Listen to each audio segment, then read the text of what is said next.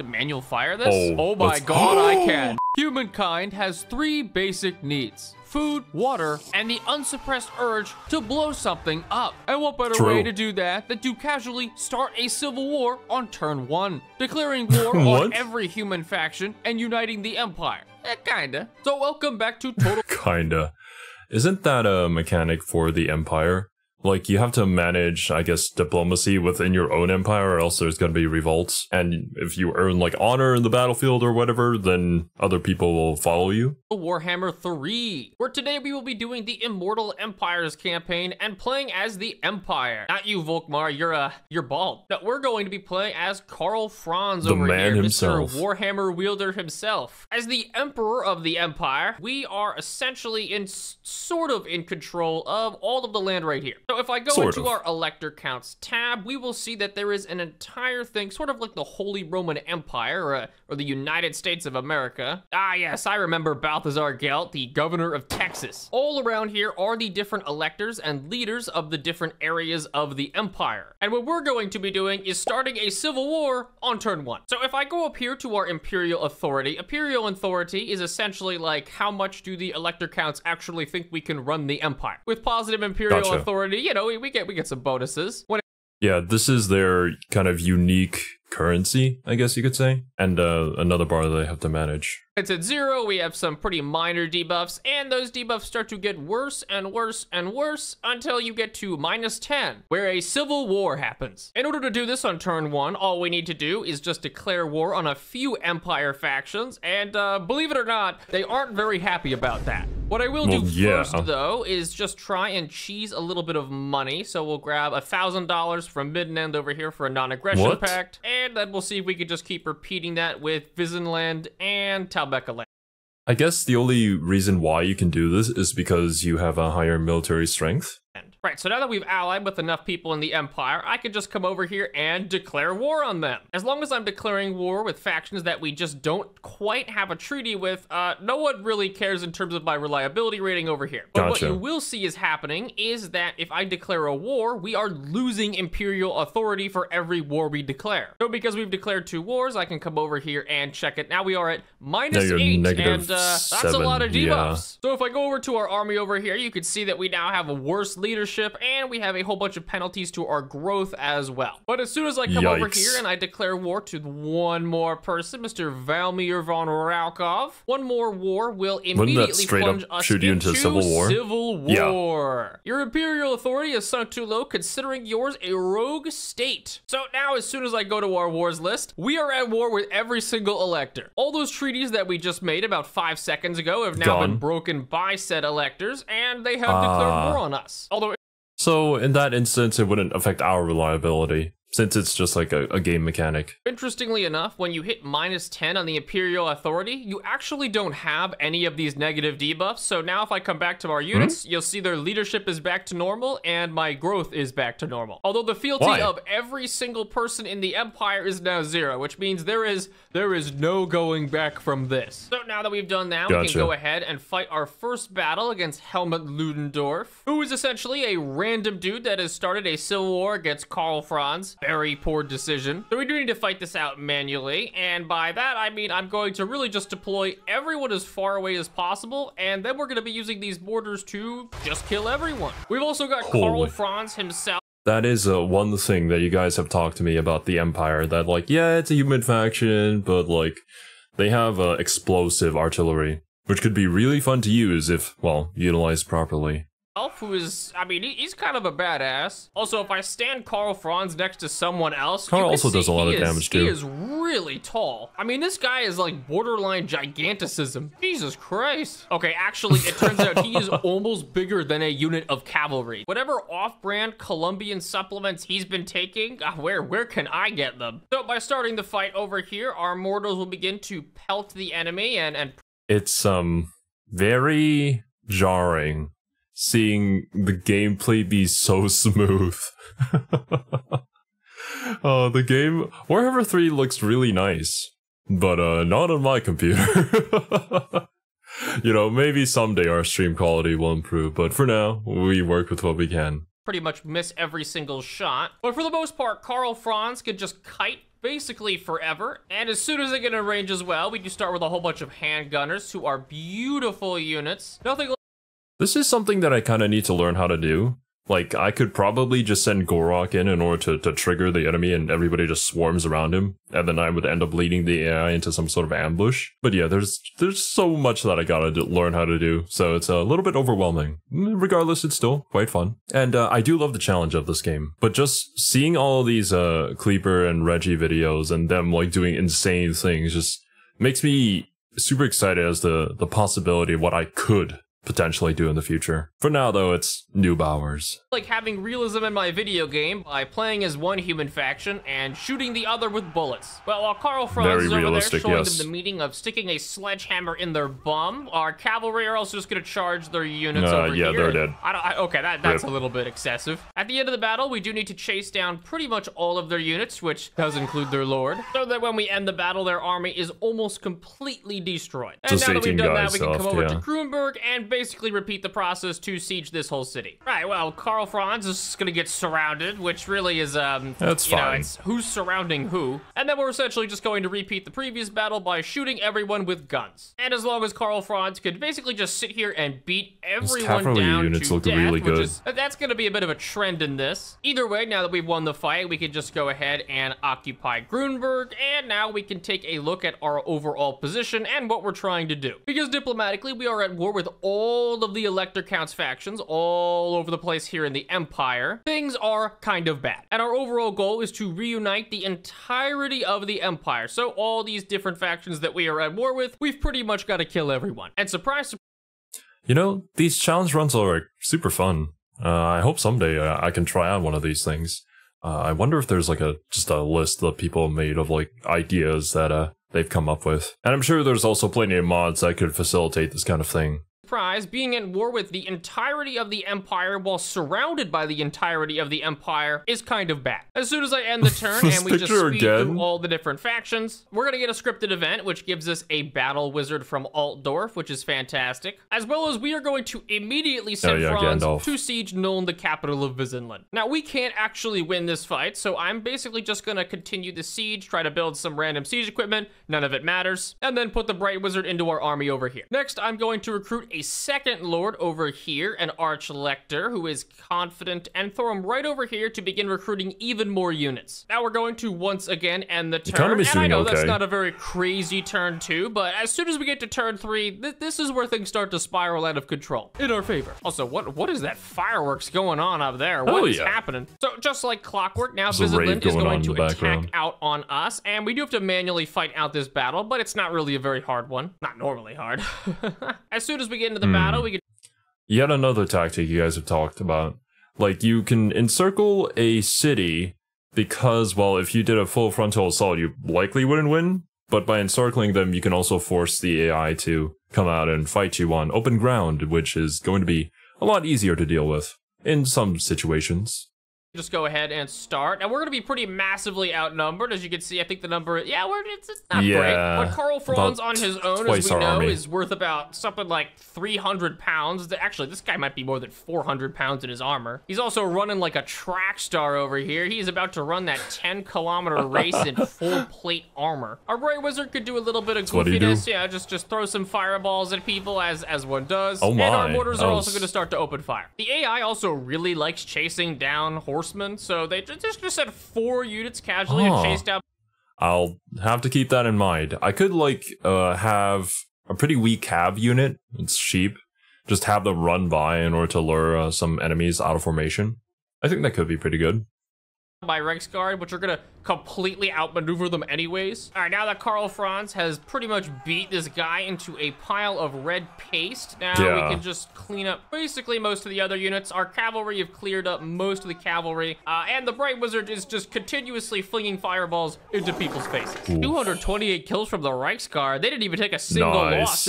They honestly, they just chased down cav units. Oh yeah, we also keep getting prestige, which is, I mean, really not very helpful. It's supposed to allow us to influence the electors, but it doesn't end up doing that But much not when anymore. they're all at war with us anyways. Oh Yeah, wow, look yeah. at that. I can spend $500 to get +1 fealty of Visitant. I'm not doing that. So as soon as I come over here and we just take Null, I can just auto-resolve this pretty easily because the garrison is basically Very non-existent. Now I can occupy it and get access to another interesting thing. Going into my elector counts tab, now you will see this is open. There is no elector count of Visitland, partly because we killed him. So that means that Wait a minute. There's a freaking Beastman, as well as one of the...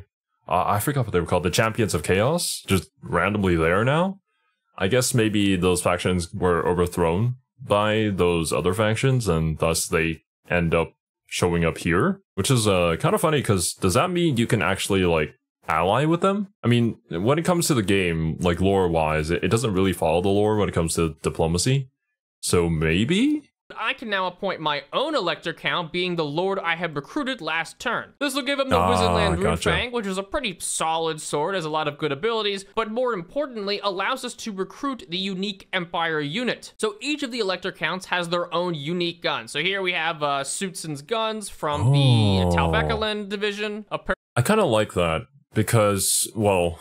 it encourages you to either, well, to unify it. It's not either or. It's like well, it's either or if you want to diplomatically unify the empire or if you want to, you know, conquer it.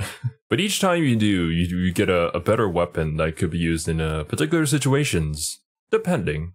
I'm gonna guess that they're quite different in what they do, and some of them could be pretty overpowered. Obviously, you wouldn't be surprised in this game if there was just a particular one that was just better than all the others. Apparently Festus has got his own thing. That's cool. The Elector Count of Norland has a bunch of Mariners, and so on and so forth. But Visenland, if I come over here, the Emperor's Wrath. They have the steam tanks. What is the Emperor's Wrath, you might wonder? Yeah, that's what we want. Well, it's literally just a steam tank. It costs $972 to upkeep, which is more than the entire army of this guy times 2. But Jesus Christ, is it powerful. The reason this specifically works with Visenland and taking one of the Elector Count cities at the beginning of the game is because normally you do have to wait about 15 turns at the start of the game to get our original units, which is the Karaberg Great Swords, which come from having Altdorf. But because we just straight up conquered the capital of Visenland, we get access to the steam tank instantaneously. So it is now turn 3, and we now have access to arguably one of the best Empire units in the game. And it is a special version of that unit as well. And now I have this entire Talbekaland army over here. Oh no, what am I gonna do? My army's only got 4 units in it. How could I possibly win this battle? Really? Oh yeah, I know how. We can win this with just a tank?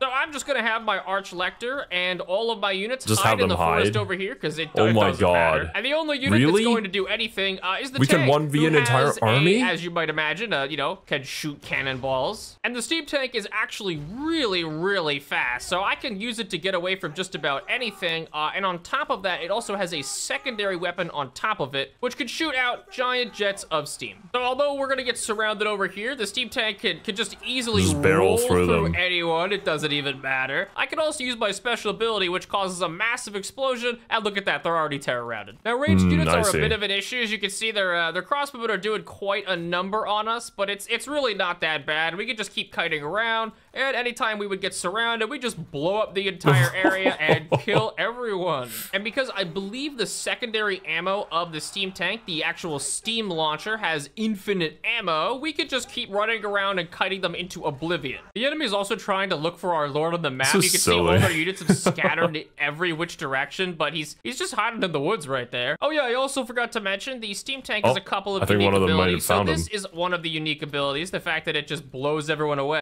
Emergency vent. Contact burnt.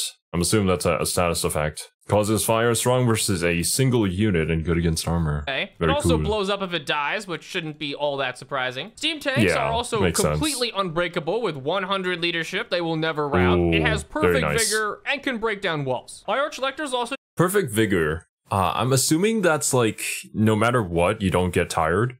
Like I know some units when they charge uphill, if they're charging uphill into a battle, they end up losing that vigor, which makes sense. And I guess that kind of gives them a debuff to maybe like some of their stats, like their strength and weapon damage, maybe? I've just been camping in the trees, giving 24 or maybe melee just attacks to their these speed. swordsmen, as well as a pretty huge ward save, essentially turning them into the equivalent of like great swords for extremely cheap. And all right, we managed to win that. I actually kind of lapsed on my micro a little bit on the steam tank, but either way, it wasn't really that bad. It got 500 kills. Yeah, the only thing I did that entire fight was just run over infantry and, well, you know, cast steam tank, giving us another settlement at the ripe turn of, I think, turn 4, or wait, no, is this still turn 3? Yes, it is still turn 3, and now we have 4 cities. We were also able to level up our Bright Wizard to get the Burning Head, which means that both of our armies are going to have some pretty solid AoE, plus an Archlector has an ability called a Grand Soulfire, which basically just obliterates everyone in an area. Something else I can do is going into our Electoral Machinations. Now I can start using this Prestige in order to influence the various factions in the Empire. Now, normally what you would do is improve the relations between you and someone else so that you can confederate them more easily. What I'm gonna do is find 2 people that already don't really like each other, and then make them hate each other even more. So they go to war with each other? And the best part is, I can just keep using this as long as I have enough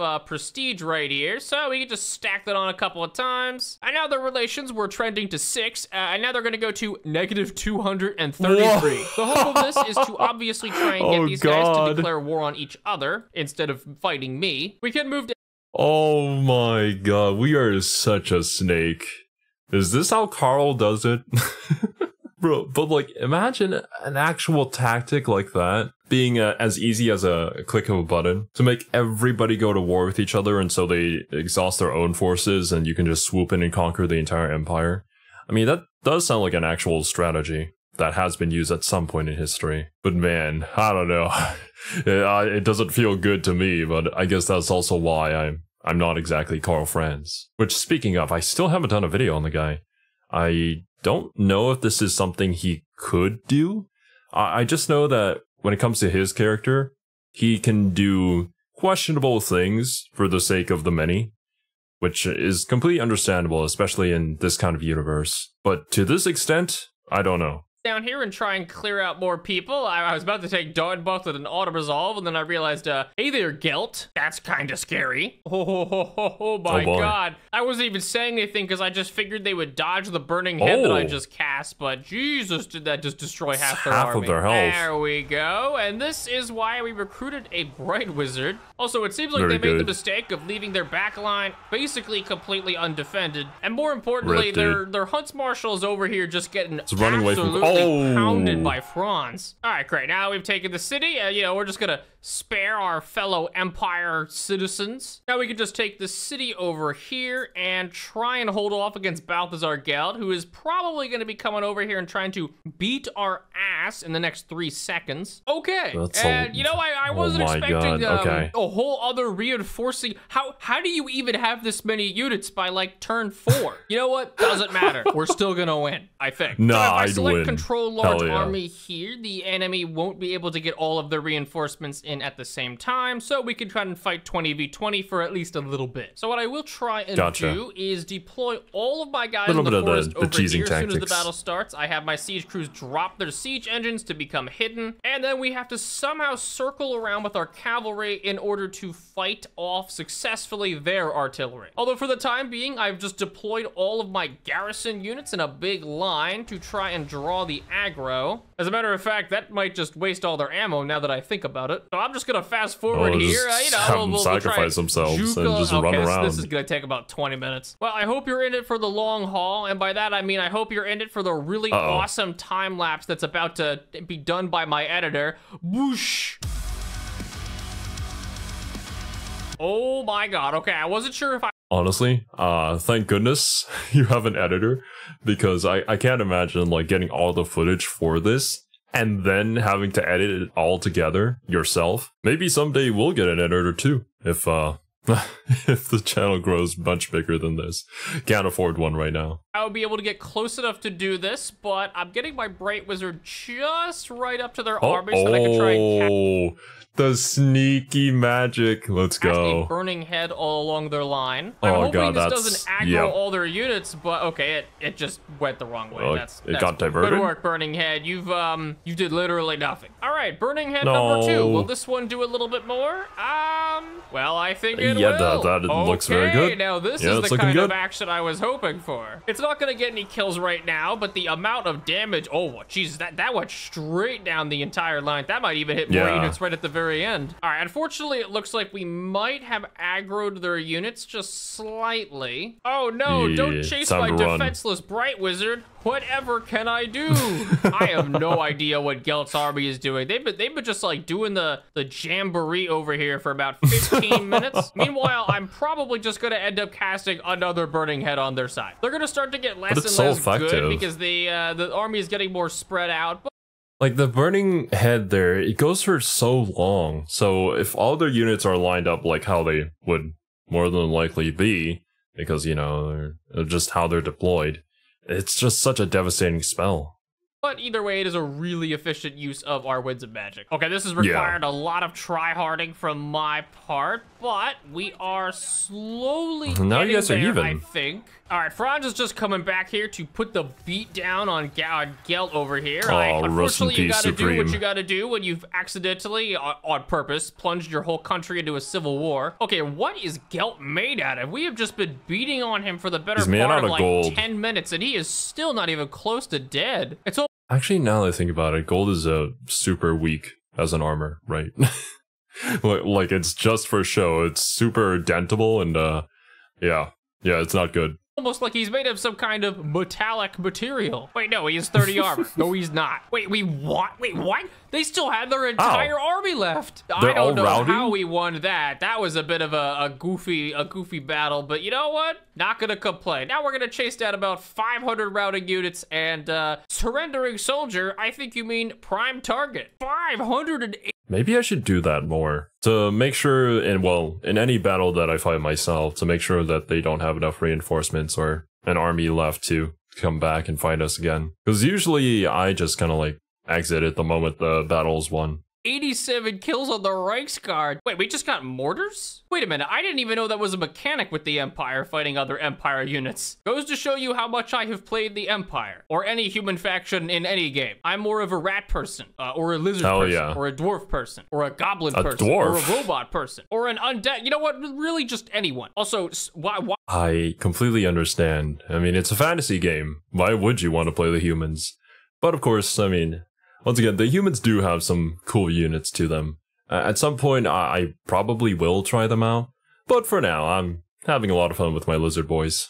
Why am I still getting advisors? I have like 600 hours in this game. So defeating Gelt's army has given us +6 armor for our entire army, which is actually really, really good. That explains a lot. With Franz's army, now we can come over here and try and finish off 10 the hours. remainder of the Empire armies. I probably shouldn't so the skill disparity is because quite at this high. point in the campaign, auto-resolving is very, very bad, but I also just want to take out all the armies guaranteed. We should be able to then move straight into Wissenberg, because I'm pretty sure these orcs just sacked it. Yeah, wow, they just sacked it last turn, so thanks for the free city. And Wissenland is dead. Well, if my Imperial authority wasn't already -10, it would somehow go to negative from that. Oh no, another massively unfavored battle. Unfortunately, you don't have hair. We have a tank. Actually, neither do I. But I do have a giant tank. All right, and like last time, we're gonna abuse the absolute crap out of this steam tank over here to roll around and hopefully kill this entire army. All right, well, the Archlector's just been fighting here in the forest, and I mean, that is why we keep bowling him up into a group so that he can keep using Grand Soulfire. Yeah. Excuse me, guys, we coming saw through. Footage Just of this park here earlier. real quick. Let me just, I'm so glad that the steam tank has such massive, mass, such that it can roll through just about anything like this. I'm also extremely impressed in my Archlector over here, who has been grinding through, 190 kills, 158. Actually, they have vastly more kills than the steam tank, just because I've been giving them all the Archlector buffs and the Soulfires over and over and over again. Of course, as soon as they got wise and started to attack my lord, the steam tank could just come in from behind and, I might not have mentioned it, but this thing does terror route people. There we go, finally, after... Yeah, gotcha. That's a very useful skill for sure. And understandably so. I would run too if a giant steam tank came my way that I could barely dent.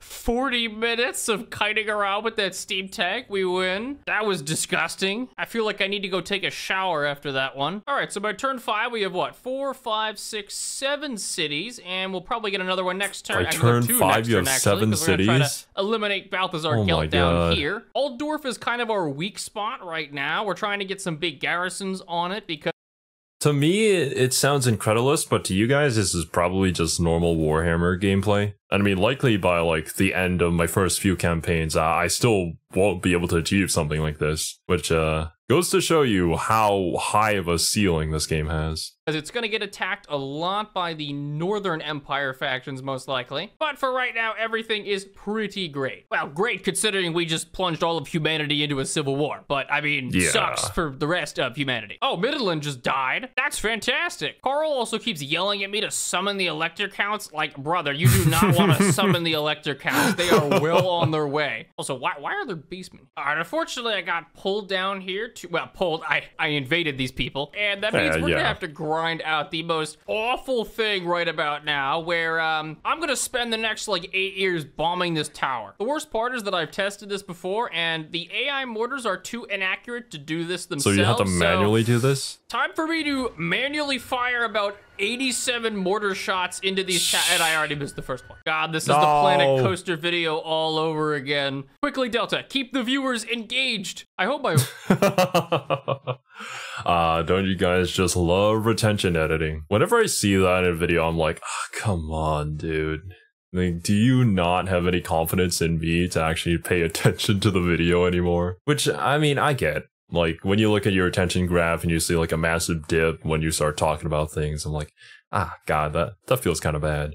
But it is what it is, man. I would say that I personally don't like those kind of edits and just super fast editing like that. It just gives me a headache, which is why I don't do it anymore. I used to when I started learning how to edit, but nowadays, yeah, I feel like I just wanted to give my own personal thoughts and whatnot.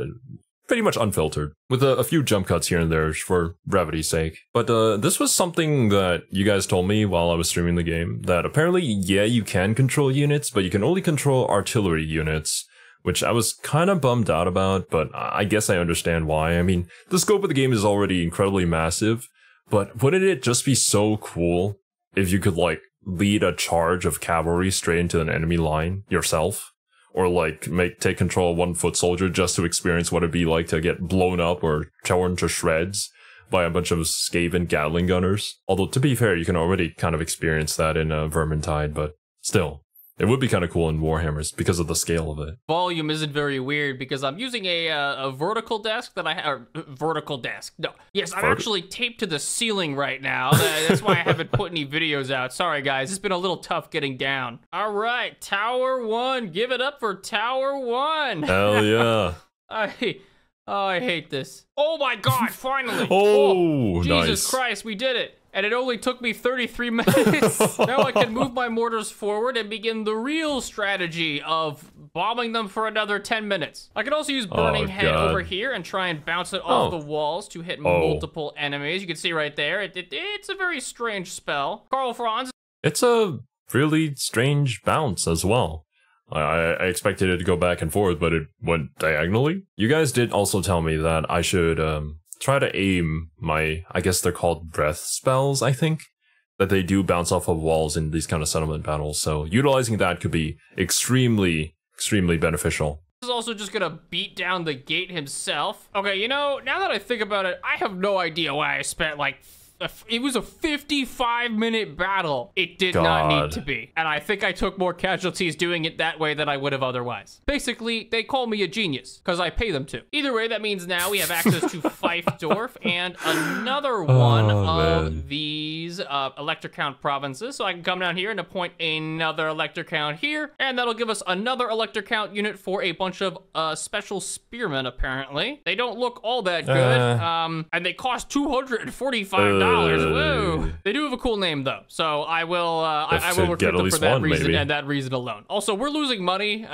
That's gonna be a theme in this campaign. I just won't have enough armies to defend all the different areas that I need to defend, so inevitably we're gonna be losing money. Luckily, most of the factions that normally hate humans are actually having improving relations with us, mostly because we're at war with every single human faction. Well, speaking of okay, that makes sense. I think there's a thing where if you're at war with a faction that they dislike, then obviously it improves your relation to them. But I guess it depends on like the offsetting. Like, how much positive is there compared to the negative? 55-minute battles. Here's a 45-minute battle where I just kited around with my Archlector and a steam tank, and then at the end of the game, blobbed up all my infantry and used the Archlector's massive AoE buffs of all my melee attack, grand soulfire, damage resistance. Okay, let me see what this is. We have Hold the Line that gives us more melee defense and leadership. Duration Infinite. I guess that's just a passive. Yeah, it's a passive ability. We have a Grand Shield of Faith, which gives us ward save damage res plus 20%. I mean, if affected allies in range all. So if you just blob everybody up, that would effectively reduce all damage by 20%. And Grand Hammer of Sigmar, plus 24 melee attack, which is pretty significant, especially if you stack it on like all of your tiny infantry guys. And basically a bunch of really religious dudes with swords killed the whole army. If I believe harder in my god than you believe in yours, I basically already won. Now, there's the thing I was kind of worried about. Kazarak sieging our capital. Okay, I wasn't really expecting Kazarak to attack in and siege the city, such that I literally auto-resolve and his whole army dies. What? And I got $3,000. We're pardoning the captives. There are so many things wrong with this interaction. I can pardon Beastmen captives for money. Who's paying the ransom? I guess Kazarak's just gonna whip out his American Express Platinum card and buy his way to freedom. Braun's demanding that people bow before him, and then everyone's like, okay, sure. Unfortunately, peace is not really on the table. All right, finally, we're gonna be securing our starting province. I definitely can't auto-resolve that fight. I do really love that the Grand Empire strategy for most of the battles I'm fighting with Archlectors is just hide in a forest and then use ridiculously good buffs on all my units to make them unbreakable. Oh yeah, and a steam tank. That too. Okay, and now time to play the real game. Just repeatedly casting a bunch of random buffs, a bunch of soul fires, and now we're gonna grind out about 1,351 people this way. All right, fantastic. And our Archlectors didn't really do a whole. You'd think that we're playing Nurgle at the moment. I guess the only difference is that we provide defense buffs as well as attack boosts, whereas Nurgle is just regen out the ass, just a lot of the work. It's mainly just our infantry grilling through units buffed on those holy juices. Actually, half this campaign reminds me of that ethereal snake animation with Jesus Christ. Get ready to receive some What is this? Spirit. What? All right, great. So, I was gonna say that it took us a while to secure all the provinces in our main area, but it is only still turn 9, and we've gotten most of the southernmost areas of the Empire. My economy does still consist of about one dude paying taxes and everybody else hiding in the woods. Well, they're not hiding, they're just homeless. All right, Gel, can you go away? Jesus Christ. Oh, wait, he's willing to attack out and fight. Okay, now he's the leader of the army. Where did you materialize from, Mr. Goldface? Oh, wait, I just realized Balthazar Gelt is still on foot, and so I think Karl Franz could just run in between the entire army. Oh, you are done, Gelt. That Goldussy is mine. Ooh. Okay, so apparently there's an undercity under Ubersreich, which, for historical reasons, within the Warhammer universe is kind of concerning. I have played Vermintide before, so I know what happens to this city. Either way, I could just. I see. Yeah, I haven't really been following the story very closely. To be fair, we did only play Vermintide once on stream, so I'm just gonna guess from the context that that city gets destroyed, or maybe, they actually flood out from the Undercity.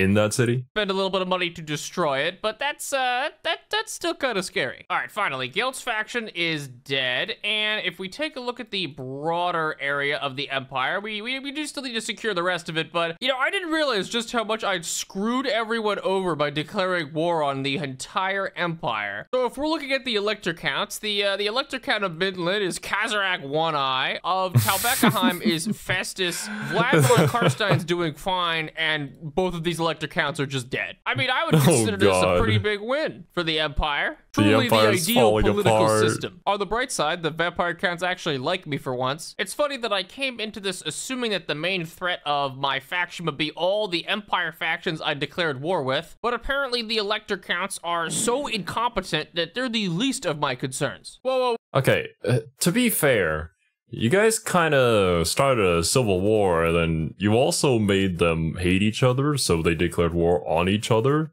And thus, you know, when humanity is not united under the same banner, the forces of chaos can very easily take things over. So, I mean, is it really their fault? I don't know. Whoa, wait a minute. Averland is attacking my settlement here, and you know, this looks like it would be a complete rout on my side. They vastly outnumber me, they have better units. Somehow the auto-resolve says this is a win. Honestly, not gonna question it. Total Warhammer 3 is definitely a broken game, but when it's broken in my favor, I'm not gonna complain. I'll take it. And Oystermark is dead as well.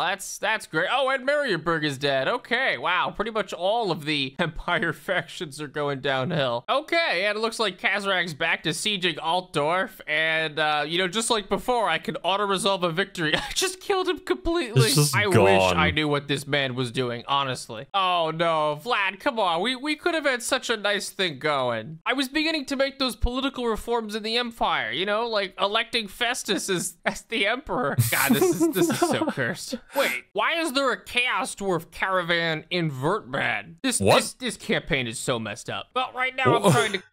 Wait, the Chaos Tours should not be anywhere nearby, right? Well, maybe they, wait, don't they have that giant drill thing that they can use to, like, travel instantaneously to another part of the map? Do the caravans also do that? Like, how far do the caravans actually go? Clean out the southern part of the Empire, and we've ended up fighting a pretty big greenskin army. Luckily, all of their units is one guy, and everything else is just reinforcements. Cora also got his Imperial Pegasus mount. Look at that. Look at all. Oh, yeah. Wait, that's a unicorn. But later, he will get his Deathclaw mount, which is extremely powerful. I love it when enemies reinforce right on the side of the map so that I get to do this. It's especially nice that I have my Burning Head ability. And oh wow, look at that. They're so nice that they've lined up exactly in line with where I would cast it. What helps a ton is that when the enemy routs, they just immediately rout off the field since the edge is right here. Whereas my units get a ton of time to run back, rally, and then they can come back into the fight again. Oh, that's not very good. Heinrich Kemmler declaring war on us when I have 0 armies on that side of the map. On the very bright side, something about Empire elector count troops is that I can keep recruiting more of them. So that whole steam tank that's carrying a whole army, yeah, I could just get another one of them. Sure, it will literally destroy my entire economy. I actually have to think about this one. Well, you know, but if I don't destroy my economy, who will? Oh my god, I was looking at the elector count screen and I just noticed Heinrich Kemmler's picture over here. That man looks like he is inbred not once but twice. Yeah, I don't know why. I guess it's just not a normal occurrence for other faction leaders to be part of this image. So it pulled something that isn't even his profile. Strange. Also, we are down to only 2 remaining Empire factions. Every other elector count has been killed at this point, either by me or by everyone else here. Wait, I just realized. So I caused a rebellion to happen at Kemperbad. I just abandoned the settlement. But I can now go over to the Talbekaland army, which is about to die, by the way. And because they have a massive incentive to give me a peace treaty, I could just extort $5,000 from them immediately. Oh, yeah. And then they're gonna die next turn anyway, so it really doesn't matter. I do unfortunately have to fight Heinrich Kemmler over here in this fight. Oh, never mind. I guess Kemmler just dies, and it's not even close. Oh wow, and okay, so I made peace with Talbekaland, and now they're immediately just gonna do this. Sure, lower my imperial authority even more. It really doesn't do anything. There is a little bit of a thing with the vampire counts where you can see I defeated his army, but his guy's resurrected. With some of the other lords, I think this happens a lot with Vlad. You could actually defeat one of the lords, the entire army resurrects, then attacks you again, and just keeps repeating that over and over in one turn. I don't remember if it got fixed, but holy Jesus, is it broken. All right. It got fixed. I thought that was just a thing with the undead lords, or well, I think it was Vlad in particular. Like the other legendary lords take 5 turns, whereas Vlad or maybe one of the other undead lords takes only 1 turn. And now Telbekaland is asking for another peace treaty. It's been one More money, turn, please. my dude. Thank you. Also, I'd like to welcome everyone to the newest elector count, the dwarves. Don't know why they decided to scoop all the ways to Carolburg and take this city, but I guess they have. Hey Durthu, what you doing there? I am going to choose to believe that Durthu is trying not to kill me, and instead I am going to try and do this quest battle. It is against the Greenskins, and although the army doesn't look very big right now, I'm pretty sure they get a ton of reinforcements. I gotta say, whoever did Karl Franz's voice acting really knocked it out of the park. I mean, this guy sounds crazy. For Sigma! For the Empire! For the Warhammer! It's unfortunate that Franz doesn't have his death claw yet. Oh no, I don't This really is want not to fight good. the war boss Yeah, on a this is wyvern. Okay, he's gonna bite ya. They just shot a mortar and it hit Franz. I am impressed by that one. On the bright Yeah, side, right? it looks like the war boss is just gonna follow us straight into gunfire, which is pretty amazing. All right, the first wave got basically immediately flattened, and now we're gonna have to deal with the second. I don't know how many enemies there are total in this fight, but I'm pretty sure it's actually a lot. Jesus Christ, the Dwarven Lord is just getting pummeled around by the Arachnarok Spider. I mean, you know, just it's nice that the dwarves have volunteered to fight the enemy basically on their own, because I haven't helped at all. All right, I think we're about to... I'm gonna assume that in this particular like story fight, the dwarves come in as reinforcements to assist you, and the enemy just replenishes its troops in waves, kind of like how the tutorial campaign went. Proc army losses here, just to kill this Arachnarok Spider. Franz on his little magical pony is pretty much giving it the wailing of a lifetime. Now he's just running straight up its... All right, so now that we win this battle, we don't really have to worry anymore about it. I wonder what he was gonna say. We'll get, where are you? Come on, I understand. Oh, Deathclaw, which is essentially Karl Franz's legendary mount. And Galmaraz, which will turn Karl Franz from, I mean,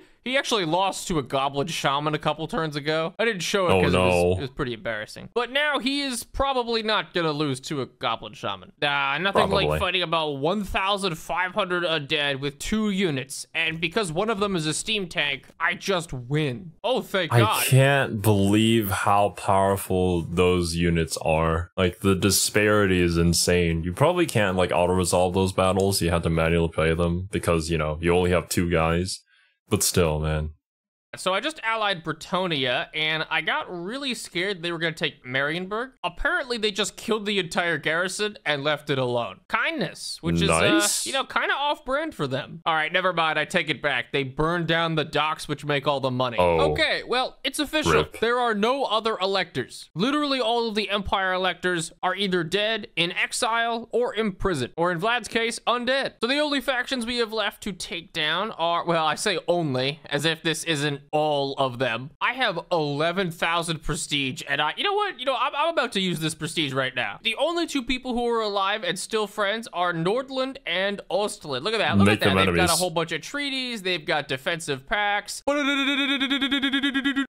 that is beautiful. Hey, you know, plus 52 treaties with Ostland. Minus 700. I love politics. Our next target is going to be Vlad over here. I mean, he doesn't seem that strong. I might just walk over to the settlement and get bulldozed. And by bulldoze, I mean obliterate them. Never mind. You know, I am really confused. Most of my trading partners are from Cathay, and I don't even know how I know they exist. I mean, for reference, they're over here somewhere, and my faction is all the ways over there. All right, and time for the first real battle against the vampire counts. Actually, did I already fight them? Did I already show that in the recording? Oh God, I'm starting to go insane.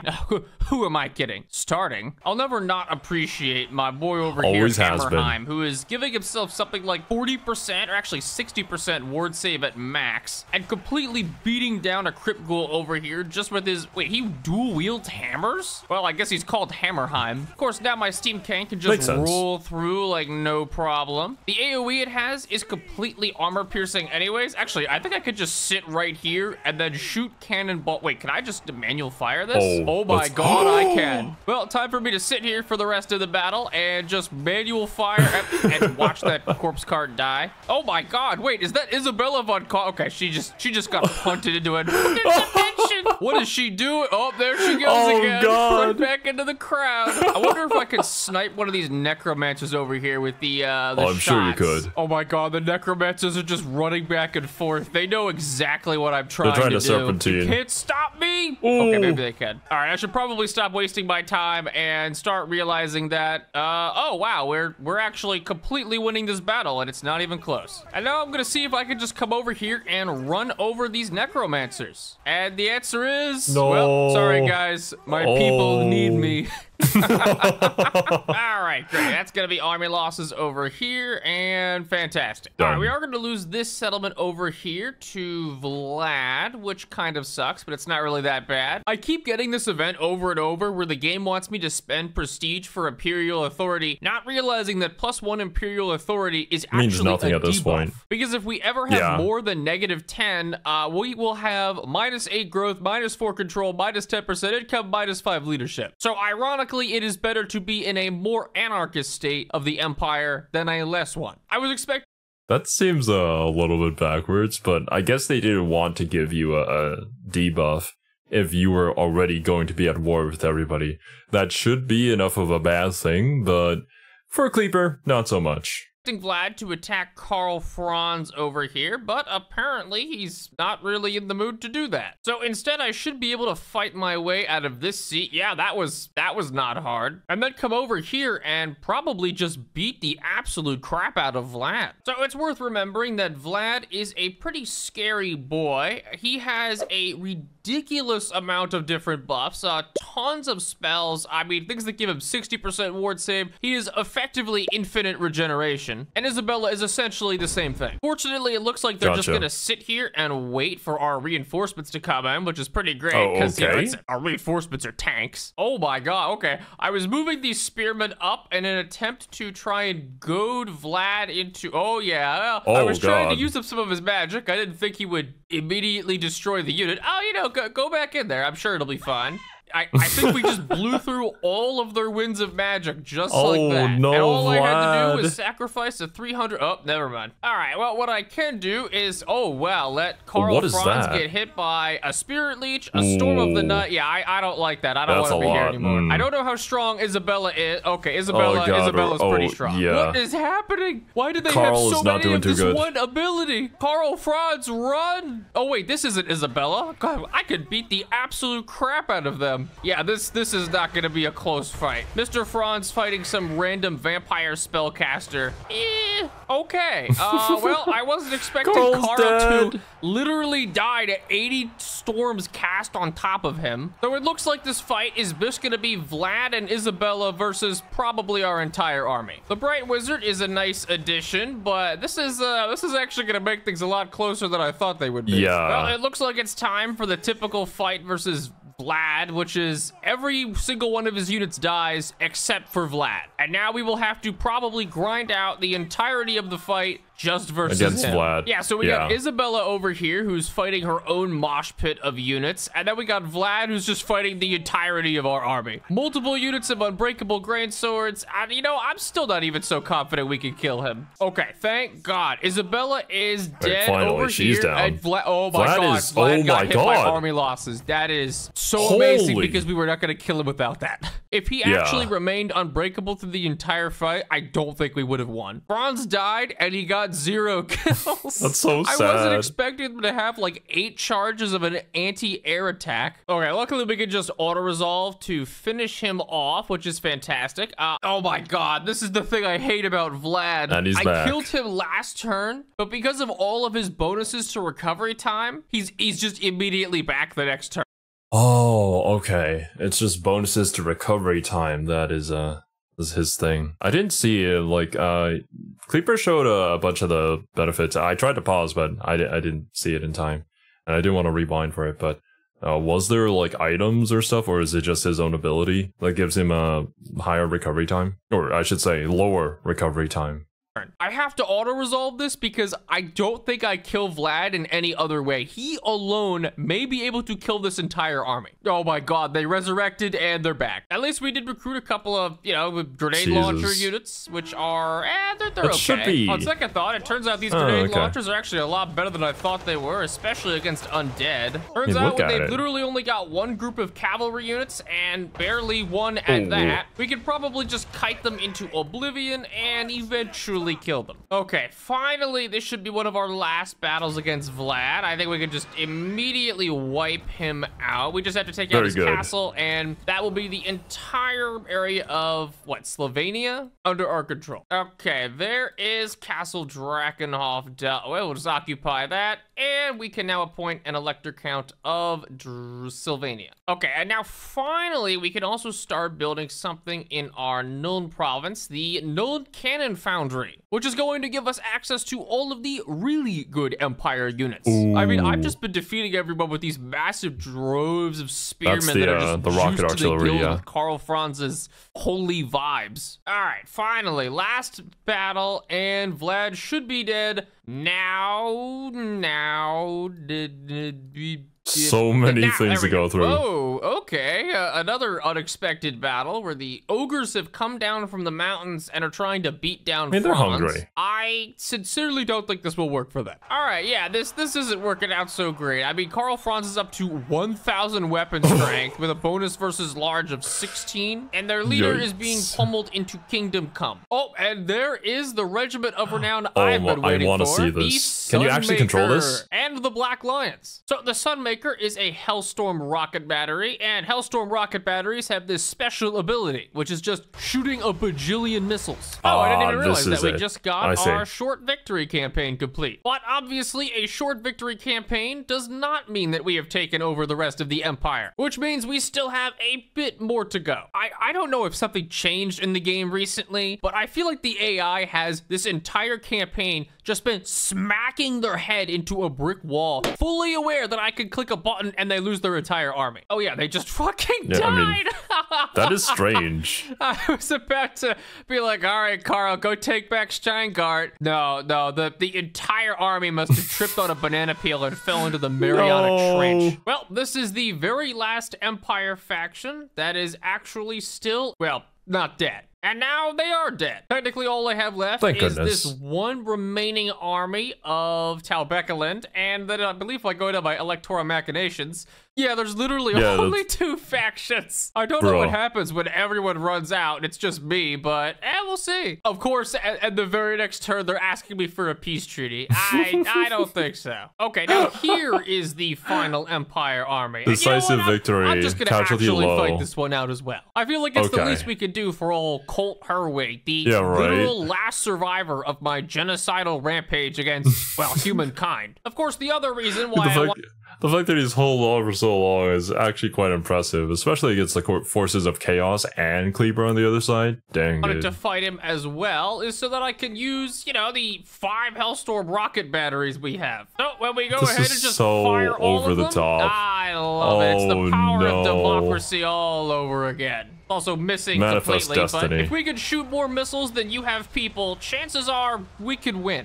I've also done my part to make Karl Franz even more of a world beater, so we'll just have him walk on it here. It doesn't really matter if he's surrounded. He surrounds everyone with his presence. I mean, the artillery helps as well. See, this is the part of the Empire campaign where things start to get really fun. I wonder if this is a mod, or I just haven't had, like, artillery units like this, or maybe it's specific to the Empire, but I haven't noticed any of these, like, huge lines across the battlefield. It's likely that I just don't have the artillery units yet, or have had any experience using them. Fun, since I could just field entire armies of artillery. Yeah, that might be a little bit of overkill for a shattered unit with 10 guys left in it. But what's really overkill is having Karl Franz just kill the entire army. I mean, it's not even all that difficult to get him up to 113 speed, 104 melee attack, 72 melee defense, and about 1,000 weapon strength. Wait, I took 0 losses? And Karl Franz is at full health? That is a successful battle. For your consideration,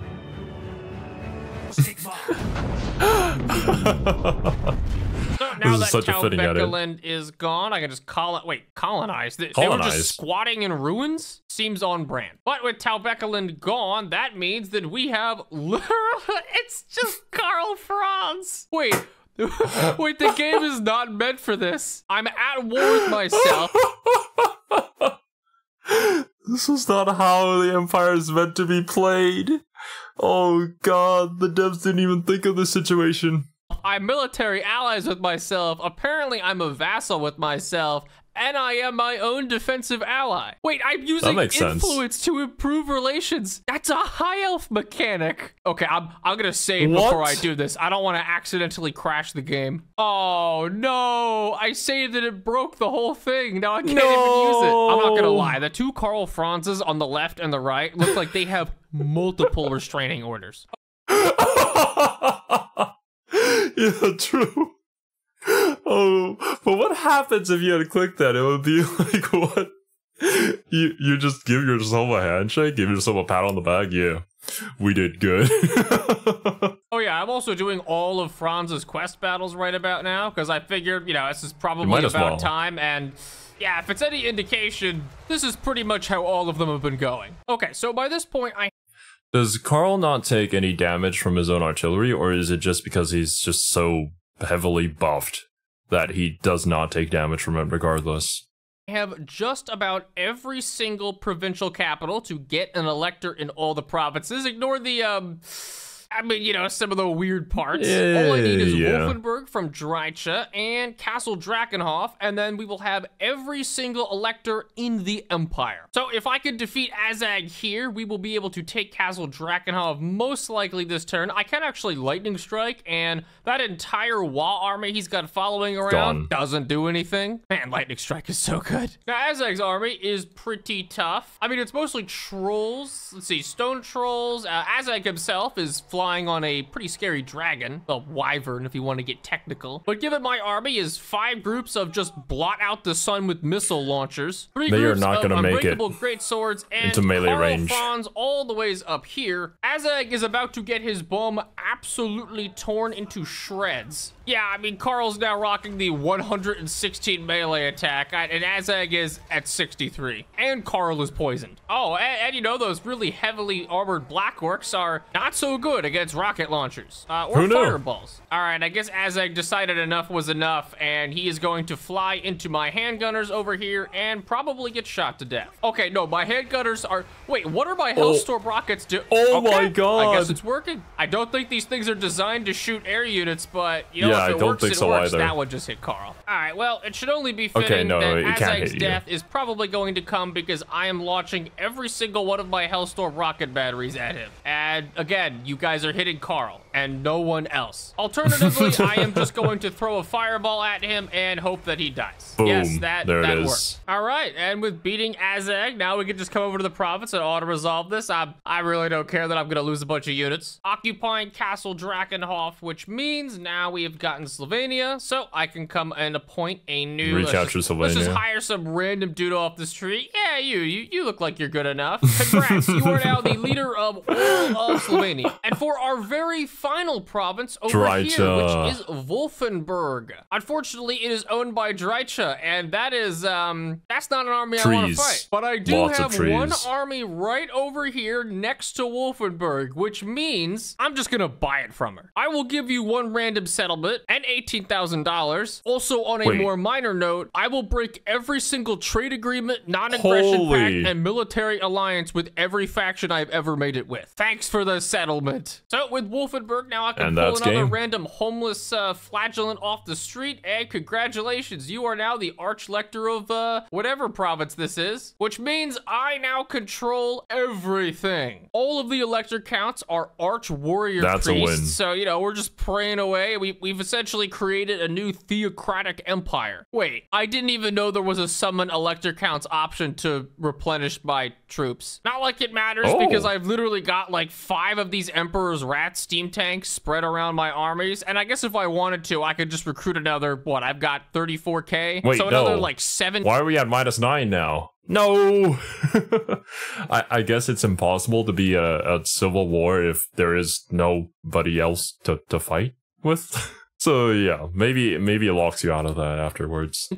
But in the midst of a civil war, I have done it. We have united the Empire once and for all in a beautiful glory. You can ignore the fact that ogres are invading from the south. I'm pretty sure Azag is making another 20 stack over here. Most of the land is actually owned by Drycha still. Festus is plaguing most of the north. I think Norska owns this part. The entire left side is owned by wood elves, and the province right next to our capital is controlled by dwarves. My economy is decimated, and so is my imperial authority. Well, I'm sure Carl is looking around right now, wondering how in the hells are we gonna fix this? And of course, my dear Carl, there is no we.